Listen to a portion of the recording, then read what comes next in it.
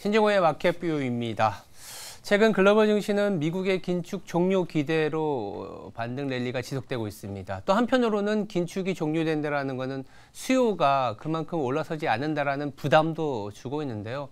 이런 타이밍에 또 중국을 얘기 안 할 수가 없습니다. 미국이 그동안 잘 끌어왔다면 중국이 최근에 정책적인 모멘텀을 좀 부각시켜 준다면 다소나마 글로벌 수요의 회복을 좀 기대할 수 있다, 이런 의견들이 있는데요. 이분 모시고 자세히 중국과 관련된 이슈 다뤄보도록 하겠습니다. 홍록기 키움증권 글로벌 리서치 센터 애널리스트입니다. 반갑습니다. 네, 안녕하세요. 네. 지난주에 미중 정상회담도 좀 있었고, 에이펙을 통해서 네. 여러 가지 중국에 대한 고민들이 많은 타이밍, 1년 내내 고민을 하고는 있지만 최근에 약간은 기대 요인이 있다라고 할 수 있는 부분들이 이제 경제 지표 쪽에서 조금씩은 네. 회복일까라는 좀 얘기들이 나오고 있어요. 그래서 저희 주제를 좀 잡아놨는데, 네. 기대와 우려가 공존한다. 뭐 항상 뭐 기대와 우려가 있긴 하겠지만 지금도 동일하게 중국을 바라보고 있는 것 같습니다. 우리가 지금 중국을 봤을 때 제가 말씀드린 것처럼 중국의 10월 산업 생산이라든지 소매 판매는 조금은 회복하는 모습을 보이고는 있거든요. 네. 정말 이제 회복세로 가는 건지 아니면 우리가 또 하락할 때도 조금은 반등 나오다가 다시 하락하지 않습니까? 네. 어떻게 보세요? 사실 헤드라인 지표들은 특히 아까 이야기해 주셨던 소매 판매라든지 산업 생산들 사실 한 3, 4개월 정도는 계속 그 회복 추세를 보여주고 있었다, 개인적으로 생각은 하고 있는데, 네. 이야기해 주신 것처럼 이제 사실 기대감을 좀 자극했다가 다시 실망감을 주는 그런 패턴들이 반복되다 보니까 아무래도 이제 같은 지표에도 크게 안심을 못하는 것 같아요. 근데 제가 어쨌든 중국 경기가 이제 이번 상반기까지 잘 회복되지 못했던 요인들을 살펴보자면은 뭐 소비를 이끌 수 있을 만한 가게들의 체력들, 그러니까 뭐 심리까지 포함해서 여력들이 잘 되지 않았었던 게 원인이라 생각을 하고 있고요. 네. 그래서 그 원인들을 점검을 해보면은 사실은 소비를 방해하고 있었던 요인들이 개선되고 있고, 이 와중에 지표들까지 개선되고 있기 때문에 네. 이번 실물 지표들의 회복은 그래도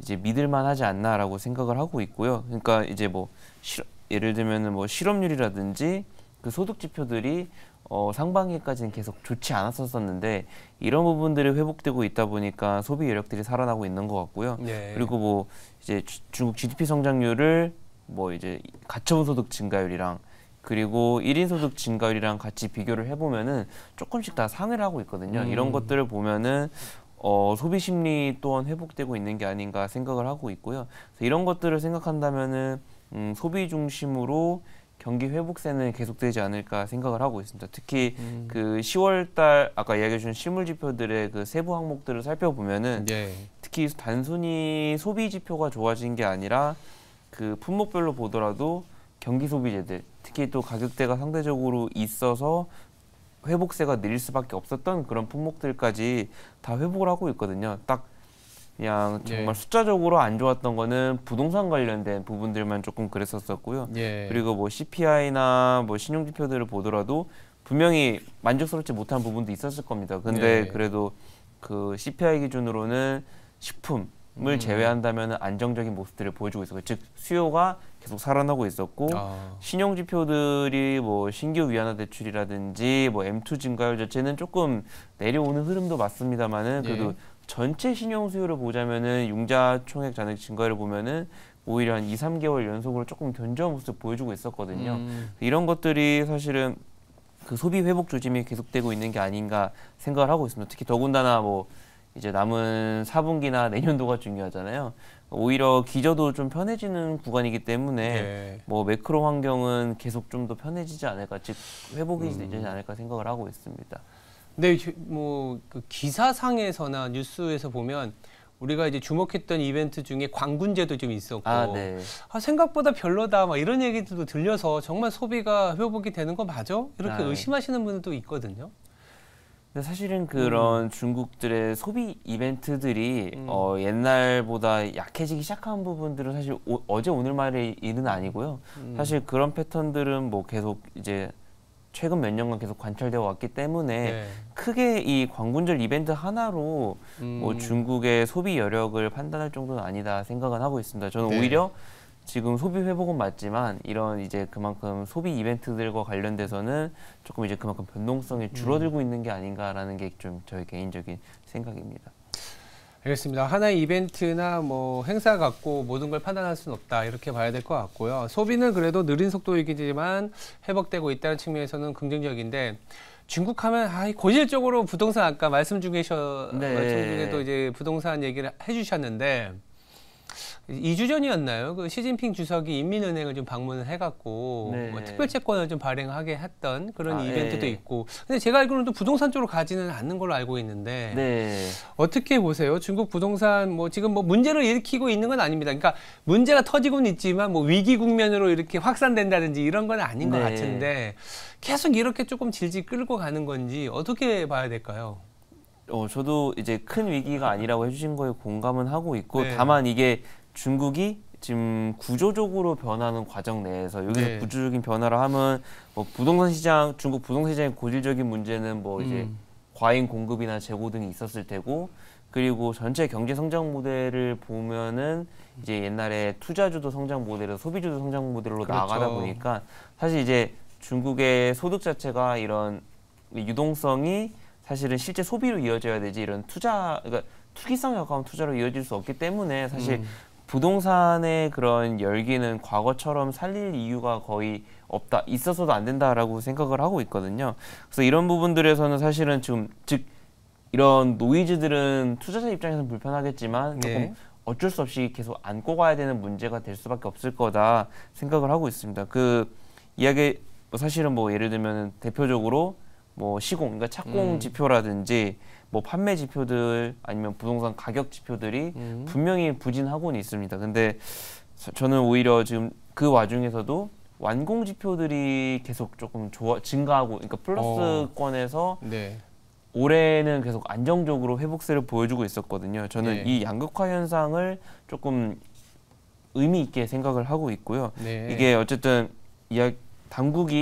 중국 당국이 부동 시장은 계속 이제 필요에 의해서 규제를 하고 있고, 그래서 이제 공급 측, 즉 레버리지 쪽에 대한 규제는 계속되고 있기 때문에 즉 디벨로퍼들의 유동성 환경은 옛날처럼 좋지는 않을 테고, 그런 유동성 환경이 팍팍해지다 보니까 분명히 신규 프로젝트는 지지부진하고 이런 부분들이 착공 지표에 영향을 주고 부정적인 영향을 주고 있다 생각을 하고 있거든요. 다만 시장이 우려하는 뭐 시스템 리스크나 매크로 위험이 이어지기 위해서는 즉 최종 소비자에게까지 피해가 이제 전이가 되어야 하는데 네. 오히려 이쪽의 수요 측에 대한 피해는 최소화하기 위해서 뭐 다른 정책 지원들을 계속 내놓고 있거든요. 네. 이런 것들을 보면은 사실은 최근에 아까 이야기 드렸던 것처럼 착공 지표들이 나홀로 올라간 부분들, 그러니까 즉 기존 프로젝트는 양호하다는 부분들을 저는 시사하고 있다 생각을 하고 있고요. 그러니까 사실은 전체 시장의 열기는 죽고 있는 건 맞기 때문에 분명히 뭐 판매 지표나 가격 지표는 옛날보다 좋지는 않겠지만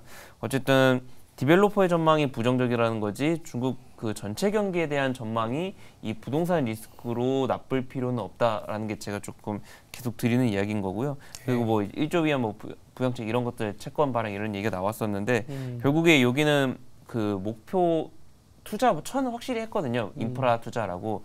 근데 그럼에도 이게 어쨌든 부동산 경기 회복에 결정적인 도움은 아니겠지만 근데 이제 부동산 경기가 줄어들면은 그 반대급부로 부담이 될 수밖에 없는 게 그 지방 정부. 네, 그렇죠. 그 지방 정부의 재정원들이 재정 그쵸. 수입원 중에 하나가 약해지는 거기 때문에 이게 분명히 그 투자를 하는데 부담일 수밖에 없기 때문에 오히려 지방 정부들의 재원들을 조금 미리 사전에 방어해주는 역할이 되지 않을까 생각을 하고 있어서 부동산에 도움은 안 되겠지만 부동산의 노이즈로 파급될 수 있는 그런 문제들은 사전에 막을 수 있다는 의미가 있기 때문에 네. 역시 부동산과 관련해서는 볼만한 뉴스는 맞았다 생각을 하고 있습니다.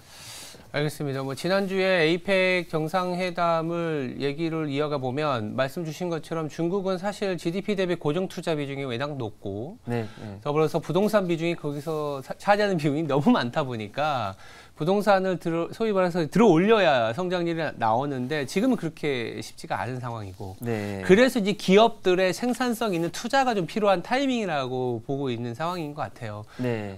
그래서 시진핑 주석도 미국으로 좀 6년 만에 갔나요? 예, 네, 가면서 맞아요. 외자 유치라든지 네. 어떤 기업들의 투자를 좀 독려하기 위한 움직임이지 않을까라는 생각이 드는데 이벤트적으로는 시진핑 주석과의 만찬 티켓이 굉장히 뭐 인기가 있었다라고는 하지만 실제로 이게 미국 기업들의 중국으로의 투자가 또 재개된다라든지 확대될지에 대한 거는 좀 의구심이 좀 있긴 있습니다. 네. 이 부분에 대해서는 또 어떻게 생각하세요? 그렇죠. 그 만찬 티켓 값이 상당히 비쌌다고 하더라고요. 네, 네. 네. 그래서 뭐 미국의 그런 기업 주요 기업들 CEO들이 뭐 많이 출동을 했다라는 이야기는 듣긴 했었었는데 그 기사에서도 많이 언급이 된 것 같은데 결과는 실망스러웠다고 하곤 하는데 왜냐하면 시진핑 주석의 입에서도 뭐 그렇게 이제 의미 있을 만한 그런 투자를 이끌어낼 만한 조금 발언들이 없었기 때문에 뭐 실망스러웠다는 평가들이 주를 이루고 있는 것 같은데요. 근데 어쨌든 미국 기업들의 중국 진출이 어려워지게 된 근본적인 원인은 사실은 미국 기업들 CEO들과 시진핑 주석의 이슈는 아니고 결국에 그 미국 정부의 그렇죠. 미중 갈등에서 이제 미국 정부가 시진핑 중국의 대중 제재들이 강해지면서 이 갈등이 수면 위로 나오게 되다 보니까 사실은 이제 미국 기업들의 중국 진출이 좀 어려워진 게 있었잖아요. 그렇죠. 사실 근본적인 원인들은 미국 행정부와 시진핑 주석이 풀어나가야 될 문제이기 때문에 사실 이 만찬들은 조금 상징적인 의미가 있는 거지 실제로 뭐를 의미 있는 결과를 이끌어낼 수 있을 만한 사안은 아니었다는 게 조금 저의 개인적인 생각이고요. 예. 실제로 미중 갈등도 미중 정상회담도 분위기는 과거보다 좋다고는 이제 파악이 되고 있습니다만은 그래도 이제 미국과 중국이 절대로 이제 해결하기 어려운 사안들, 뭐 대만 이슈라든지 그렇죠. 그런 반도체 이슈라든지에 대해서는 여전히 합의점을 이끌어내지 못하고 끝났다라고 파악이 되고 있거든요. 그런 것들을 고려하면은 사실은 분명히 지금 분위기가 좋아지는 거는 투자자 입장에서는 긍정적인 뉴스일 수는 있겠지만 다만 이게 근본적인 해결책으로 이어질 만한 상황은 아니기 때문에 사실은 너무 일희일비할 수 있을 만한 상황은 또 아닌 것 같다라는 게 좀 저의 생각입니다. 그러니까요. 이 미중 정상회담 끝나고 뭐 이런 일각에서 이런 얘기도 하더라고요. 이럴 거면 왜 만났어? 이렇게 사실 뭐 다들 알고는 있었죠. 뭐 대만 문제라든지 치포 동맹에 대한 중국의 어떤 불만들이 네. 일거에 해소되는 그런 국면은 아닐 수 있다. 네. 어떻게 보면 뭐 기후 변화라든지 펜타닐처럼 뭐 그러니까 좀 갈등이 좀 적은 부분에 대한 합의는 좀 있을 수 있겠지만. 네. 과연 진짜 반도체 탁 꼭 집어서 얘기할 수 있는 해결의 구도로 가겠냐 이 부분은 기대는 안 했는데 네. 실제로는 뭐 좀 뜨뜻미지근하고 뭐 그냥 한번 만난 걸로 족하는구나 이렇게만 다들 보시는 것 같습니다. 그래서 그리고 또 이제 반도체 얘기를 하다 보니까 이 얘기를 안 할 수가 없어요. 그러니까 미중 갈등의 핵심은 말씀 주신 것처럼 제재 그리고 중국 기업은 또 어떻게 보면 이 지재권과 관련된 이슈 네. 이런 부분들이 첨예하게 갈등이 있는데 최근에 이제 알리바바가 네. 그 클라우드 사업부 분사 중단을 결정했다고 합니다. 이게 미국의 반도체 수출 규제랑도 좀 연결이 된다고 하는데 네. 점점 미국의 어떤 중국 반도체 규제와 이와 관련된 변동성이 더 강해지는 거 아니냐 이런 우려를 또 하기도 하거든요. 네. 어떻게 보세요? 그렇죠. 사실은 최근에 분위기가 나쁜 것보다는 그러니까 그 미중 양국의 관계가 분위기라도 좋아야지 조금 그래도 긍정적이기 때문에 사실은 이런 흐름들이 반길만한 일입니다만은 그걸 결국에 그 갈등의 최후 결전지라고 표현을 해야 될까요? 그러니까 최종 미국이 그 제재하고 있는 최종 목적지 역시 그 미래의 첨단 산업 쪽에 있다 생각을 하고 있고 현재 네. 기준으로는 어쨌든 제일 중요한 게 반도체는 그렇죠. 맞잖아요.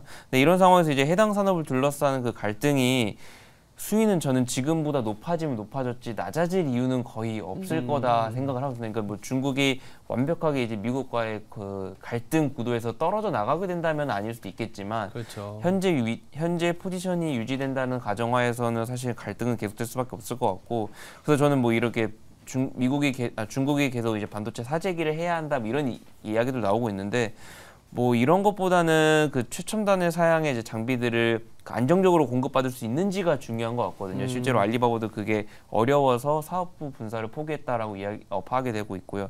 그래서 뭐 이거에 대해서는 사실 중국 반도체 기업들은 계속 개인적으로는 좀 회의적인 입장이거든요. 그래서 조금 유의미한 성과를 꾸준히 내기는 조금 어려운 상황이 계속될 수밖에 없을 것 같다. 이렇게 생각을 하고 있습니다.